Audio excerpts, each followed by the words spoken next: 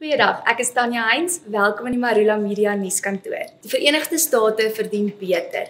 So sê Tammy Bruce, woordvoerder van die Amerikaanse Departement van Buitelandse Sake, nadat die Trump-administrasie Suid-Afrika se ambassadeur in Amerika, Ebrahim Rasool, sonder seremonie uit die land geskop het. Sy sê die opmerkings wat Rasool oor Trump gemaak het, was nie net onaanvaarbaar vir die president nie, maar ook vir elke Amerikaner. Bruce sê die Verenigde State verwag ten minste basiese respek van 'n ambassadeur en dat Rasool beslis nie aan daardie standaard voldoen het. Die Pretoria se Hooggeregshof het kleutersone Dinsdag onder voorlopige likwidasie geplaas, nadat 'n belegger van Koster in Noordwes 'n dringende aansoek daarvoor by die Hooggeregshof ingedien het. Die belegger het in Desember verlede jaar R900 000 se B-klas aandele ten bedrag van R1 miljoen in die kleutersone groep gekoop. Sy voer aan kleutersone is insolvent en kan nie meer sy verpligtinge nakom nie. Die saak keer volgende maand aan die hof terug, sodat daar besluit kan word of die bevel permanent gemaak moet word. Speerders in die Noord-Kaap stel ondersoek in nadat die liggame van 2 mans en 'n baba by 'n private begrafnisondernemer op Kuruman gesteel is. 2 mans het glo maandag in die vroeë oggendure by 'n waghuisie by die ondernemer ingegaan,